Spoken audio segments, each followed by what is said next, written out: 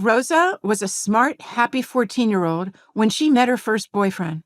I found my forever, she told everyone, until he suddenly ended it. Rosa was devastated, and the COVID lockdowns made things worse. She was isolated in her room all day, surfing the net. As the lockdowns dragged on, Rosa became sullen, irritable, and withdrawn. Her tank tops and shorts were replaced by oversized hoodies and baggy sweatpants. One day, Rosa came home with a buzz cut.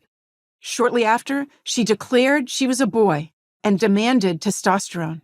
During my medical training, Rosa's condition, now called gender dysphoria, was so rare I never imagined I would see even one case in my lifetime.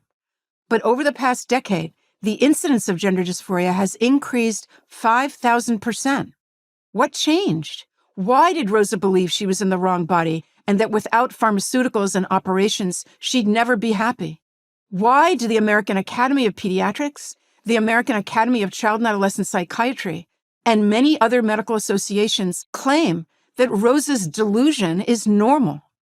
Why do they recommend treatment that will disfigure and possibly sterilize her healthy body? Before I answer that, let me tell you what hasn't changed. Sex is established at the moment of conception. Sex is permanent. While Rosa's body can be modified, she will never be a boy. Never. But my profession has been hijacked by a political crusade determined to erase the very notion of male and female. Medical associations have become mouthpieces for the gender zealots' radical theories. Individuals construct their own reality.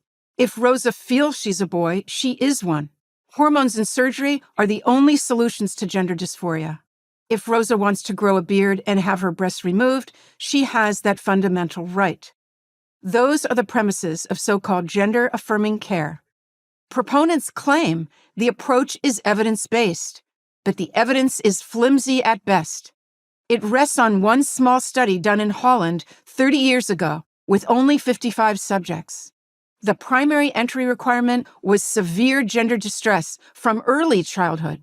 The subjects were given puberty blockers, opposite-sex hormones, and occasionally surgery. After 18 months, some subjects reported modest improvement. The study had no control group and was never replicated. So for those and many other reasons, it's considered seriously flawed and unreliable. The Dutch protocol was never intended to be the basis for helping all individuals distressed about their sex. But that's what happened. A tiny defective study became the basis of gender medicine around the world. This is a medical scandal, a man-made catastrophe that has shattered many lives, not only of young people, but of those who love them. My colleagues, who should be protecting vulnerable kids like Rosa, are complicit in this atrocity. Some by writing prescriptions, others with a scalpel, but the majority by witnessing the evil and remaining silent. But there is reason for hope. The most comprehensive review yet of gender-affirming care was recently commissioned by the National Health Service in Great Britain. Dr. Hilary Cass, former president of Britain's Royal College of Pediatrics, analyzed data from England's Tavistock Gender Clinic, the largest in the world until it was shut down in 2024. Her report is a scathing indictment of the clinic's practices. She demonstrates there is no evidence medical interventions benefit gender-distressed young people. What the kids need, Dr. Cass concludes, is counseling. Great Britain, Norway, Finland, Sweden, and Denmark have essentially stopped medical treatment of teens whose bodies are 100% healthy and are focusing on their minds and hearts. The Netherlands, France, and Belgium are not far behind. In March of 2024, a report in France described sex reassignment in minors as potentially one of the greatest ethical scandals in the history of medicine. But in the US and Canada, I'm sorry to say, it's full steam ahead. How do we stop this runaway train?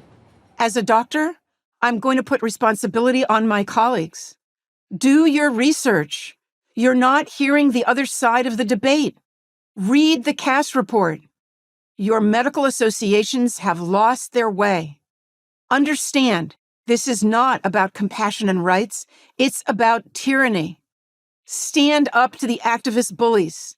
Speak out against the sacrifice of children on the altar of a perverse political agenda. Let me end where I began, with Rosa. Her story has a happy ending.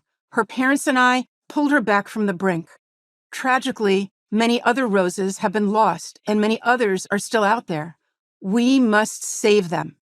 I'm Dr. Miriam Grossman, author of Lost in Transnation, A Child Psychiatrist's Guide Out of the Madness, and Senior Fellow at Do No Harm Medicine for Prager University.